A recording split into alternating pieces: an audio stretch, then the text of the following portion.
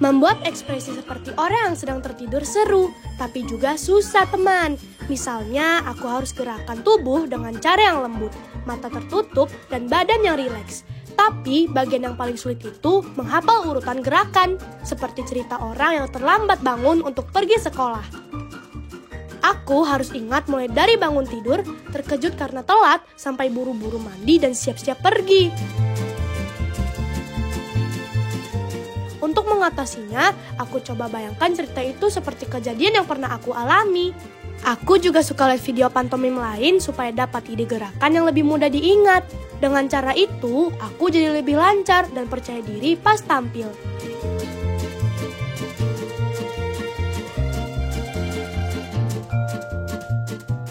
Hari ini, aku tampil pantomim di sekolah Notre Dame Pusat. Rasanya senang banget karena aku diberi kesempatan tampil di sana. Ini pertama kali aku tampil di depan semua siswa, guru, dan para suster. Tapi sebenarnya ini bukan pertama kali aku tampil pantomim. Aku sudah beberapa kali ikut lomba pantomim di FLS 2M. Jadi aku gak terlalu gugup. Aku percaya diri karena sudah berdoa dan berlatih dengan keras.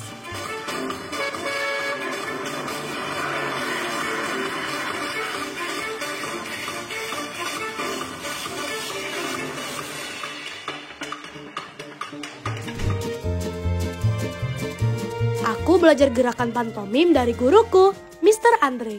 Aku juga belajar dari video-video yang diberikan oleh guru dan pelatih.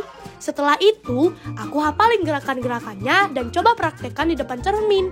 Kalau ada yang masih kurang, aku perbaiki sendiri, terutama gerakan dan ekspresinya. Kamu sudah cukup untukku. Lagi pula, aku tidak pernah merasa kesepian. Gimana Christina? Tampilnya tadi deg-degan nggak? Nggak deg-degan. Nggak deg-degan? Iya. Terus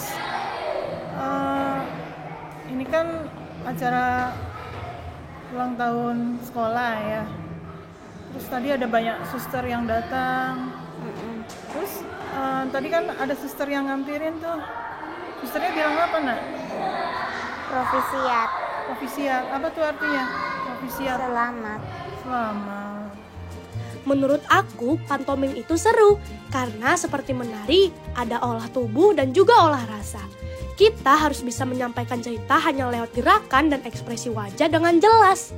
Aku jadi ingin lebih banyak tampil lagi di lain waktu. Halo semuanya, nama saya Annabella Surbakti. Saya suka bermain ukulele sejak kelas 5, yaitu sudah hampir 1 tahun. Saya suka sekali dengan ukulele karena saya suka dengan hal-hal yang berbau dengan musik. Nah, saya juga sudah bisa berbagai macam lagu. Salah satunya yaitu Part of the World yang akan saya mainkan pada hari ini. Look at this stuff, isn't it neat? Wouldn't you think my collection's complete? Wouldn't you think I'm the girl who has everything? Look at this trove, treasures untold. How many wonders can one cavern hold? Looking around here you think, sure, she's got everything. Aku suka sekali bermain ukulele teman. Meskipun cuma ada 4 senar, suaranya bisa sangat merdu dan bisa memainkan banyak lagu. Aku mulai belajar ukulele setahun yang lalu, diajarkan Kak Grace. Lagu pertama yang bisa aku mainkan adalah You Are My Sunshine, dan aku langsung bisa setelah latihan sekali. Galore. You wanna thingamabobs? I've got 20. But who cares? Sekarang aku pengen bisa main lagu-lagu Taylor Swift seperti Love Story dan You Belong to Me. Ukulele itu praktis, kecil, dan bisa dibawa kemana-mana. Selain itu, main ukulele bikin aku senang dan bisa menghilangkan stres. Aku ingin dikenal sebagai anak yang mengembangkan semua bakatku, mulai dari seni, seperti mendongeng, musik, pantomim, hingga berprestasi di sekolah. Ini aku dan dunia bakatku. Dengarkan ya teman-teman.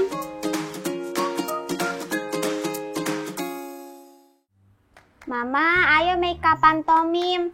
Ayo Dek, sebentar ya.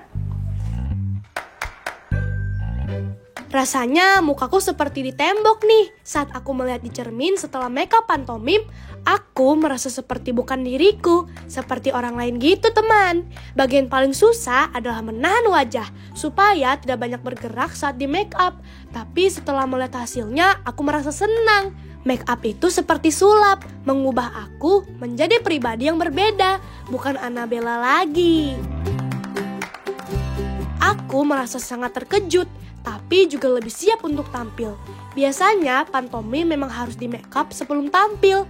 Kalau tidak di make up, rasanya ada yang kurang. Aku suka warna merah di pipi dan bentuk lingkaran bulat serta gambar hati di bibir. Setelah itu, aku merasa lebih percaya diri dan lucu melihat wajahku sendiri. Nah, sekarang aku sudah selesai make up pantomim. Seperti ini hasilnya. Dan sekarang aku dan Mama sudah siap untuk pergi ke sekolah Notre Dame Puri Indah. Terima kasih.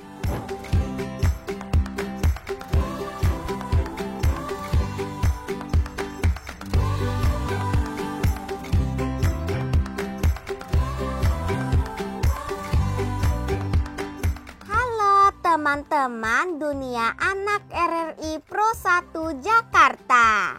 Bersama saya kembali, pendongeng cilik Annabella Surbakti.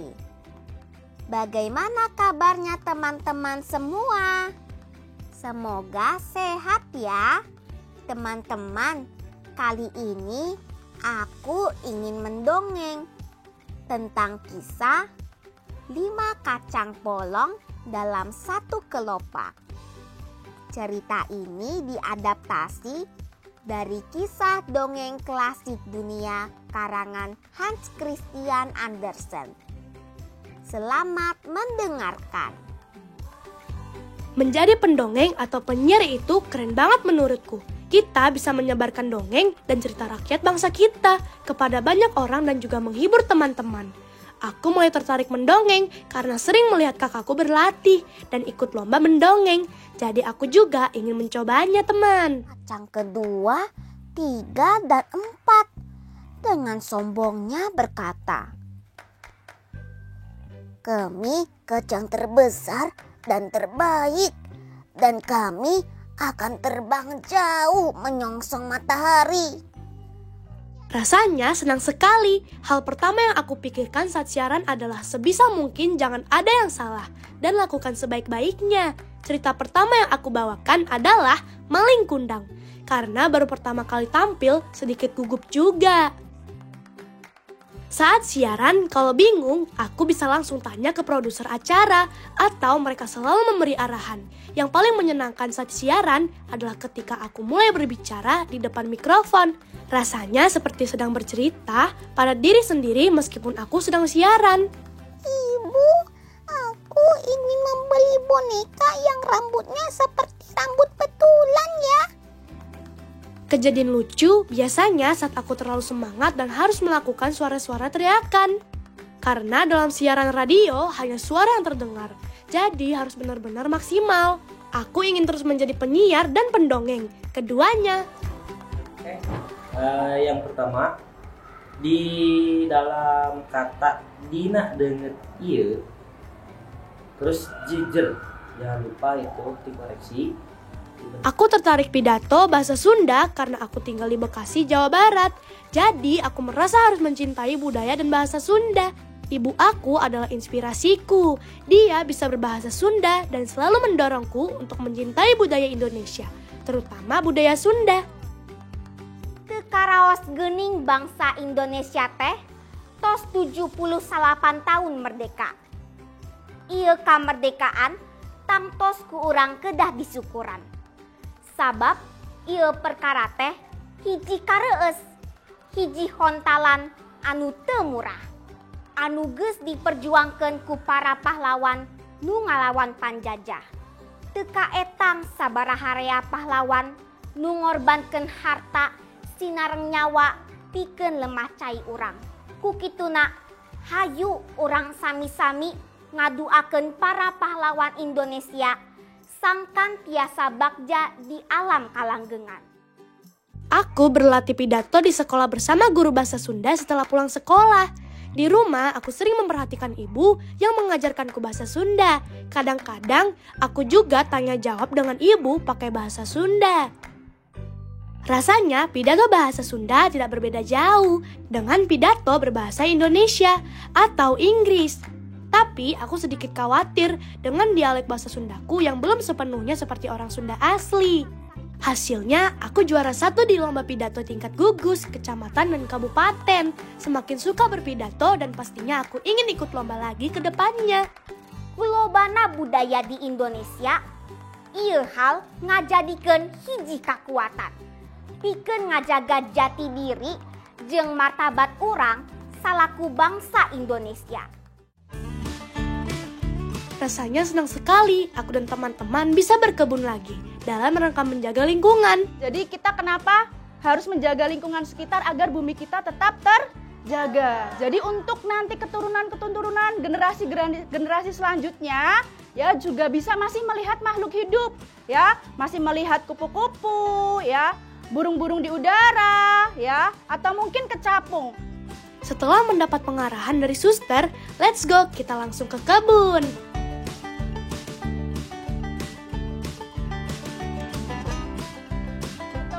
Ya, stop global warming. Nah, kita sekarang masuk ke greenhouse.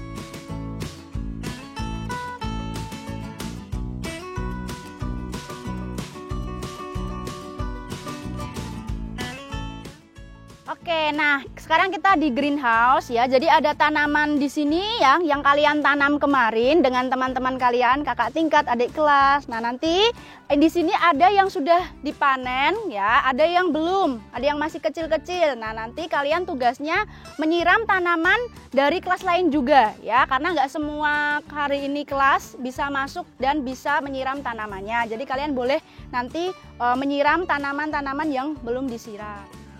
Rasanya semangat banget nih teman, bisa melihat perkembangan tanaman sayur yang aku tanam sendiri. Mulai dari biji sampai sayurnya tumbuh besar. Yang paling aku nikmati adalah memperhatikan sayurannya tumbuh setiap hari. Rasanya tidak sabar ingin terus melihat perkembangannya. Aku merasa sangat bertanggung jawab terhadap tanaman yang aku tanam. Karena tanaman juga makhluk hidup yang perlu dirawat dan disiram. Kalau aku biarkan begitu saja, tanaman itu bisa mati. Dan aku merasa bersalah jika itu terjadi. Hal yang menarik, tanaman sayurku awalnya tumbuh sangat lambat. Aku bertanya-tanya, kenapa ya? Apakah karena aku menyiramnya terlalu sedikit? Lalu aku menambah air siraman dan tanaman sayurku mulai tumbuh lebih cepat. Sebenarnya aku senang berkebun dan ingin melakukannya di rumah. Tapi di rumah tidak ada lahannya. Aku pernah mencoba menanam di pot yang diletakkan di luar rumah. Tapi sayangnya tikus mengacak-acak tanaman itu hingga mati.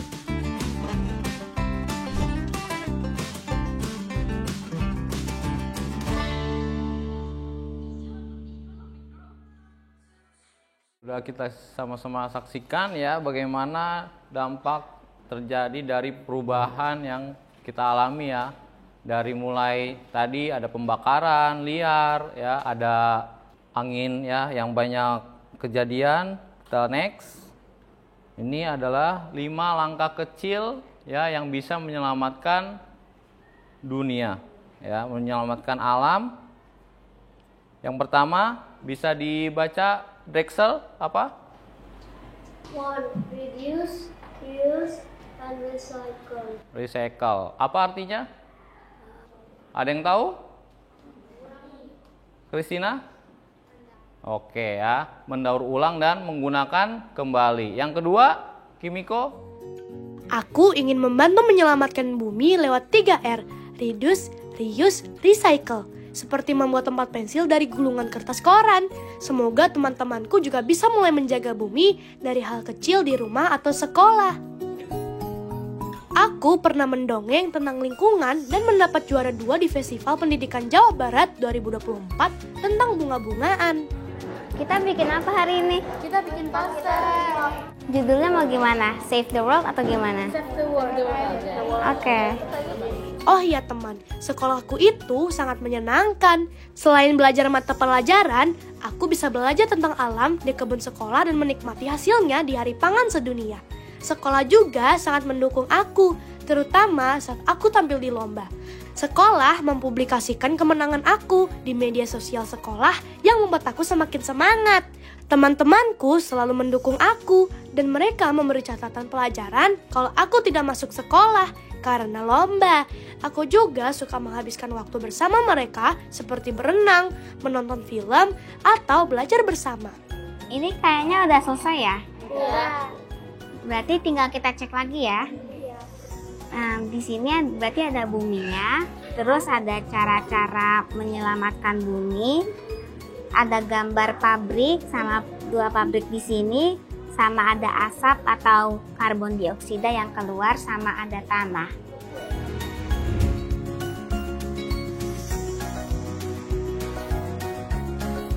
Yang paling menyenangkan saat belajar Mandarin adalah mengucapkan kosakata dengan nada yang benar. Salah satu kata yang aku suka adalah Tachiahao, yang artinya halo. Aku belum pernah mendongeng dalam bahasa Mandarin, hanya pernah presentasi di sekolah menggunakan bahasa Mandarin. Kelompoknya yang di sini yang maju. Christina. Oke, Christina, you may stand up. Everyone, listen to her. 爸爸和妈妈每天开着租金巴格咖啡店喝咖啡，他们喜欢喝咖啡吃蛋糕。The translate is, every day, father and mother drive car to go to Starbucks coffee shop to drink coffee. They like to drink coffee and eat cake. Yang paling sulit buatku adalah menghafal kosakata atau pinyin, tulisan atau hance, dan nada yang tepat. Kalimat yang aku kuasai dengan cepat adalah ni ai wo, yang berarti kamu cinta saya. Yang membuat aku semangat untuk terus belajar adalah karena aku ingin bisa berbicara lancar dalam bahasa Mandarin sehari-hari.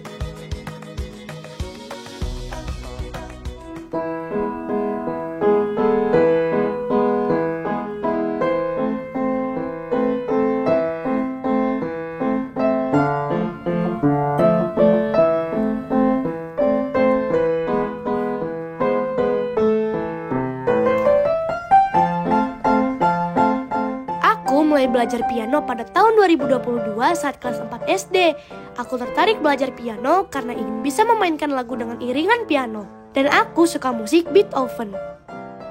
Biasanya aku mulai belajar dengan memainkan melodi menggunakan tangan kanan, lalu mencoba chord dengan tangan kiri, dan akhirnya mencoba memainkan kedua tangan bersama-sama. Lagu pertama yang bisa aku mainkan adalah Mary Had a Little Lamb.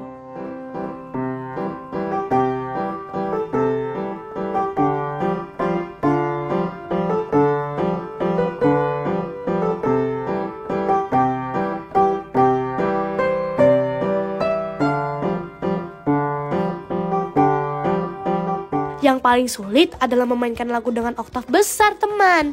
Misalnya lagu dengan 2 oktav, dari nada dasar C ke C tinggi dan lanjut ke C yang lebih tinggi. Meskipun aku belum pernah ikut lomba piano, aku sering ikut konser-konser untuk menampilkan kemampuan bermain pianoku. Nanti kamu mainnya dari C middle, ketemu top, 1 oktav naik, lalu dari top dia turun. Nah, kita pelajarin dari tangan kanan dulu ya, oke? Aku mulai belajar piano sejak 2022 saat kelas 4 SD. Tempat les pianoku, Petrov, paling dekat dari rumah, sekitar 8 km jauhnya. Untuk lagu-lagu cepat, guru pianoku mengajarkanku dengan tempo lambat terlebih dahulu. Baru setelah itu meningkatkan ke tempo aslinya. Salah satu lagu yang aku suka adalah For Alice. Lagu ini memiliki nada yang indah dan aku memang suka musik klasik. Guru piano juga memberi tips supaya aku latihan setiap hari hingga benar-benar menguasai lagu tersebut.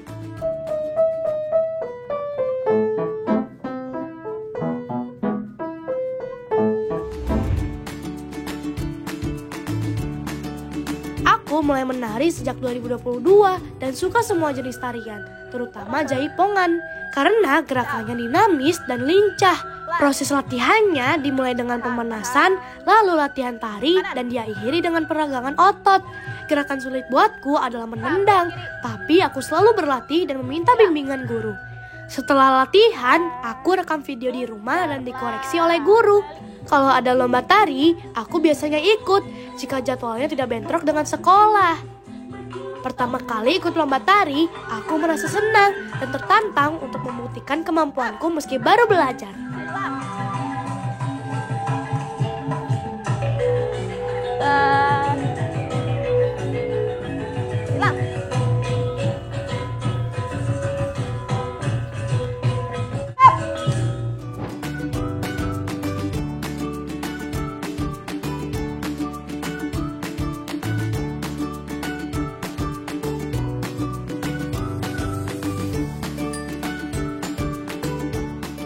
Aku tertarik berenang untuk kebugaran dan keterampilan.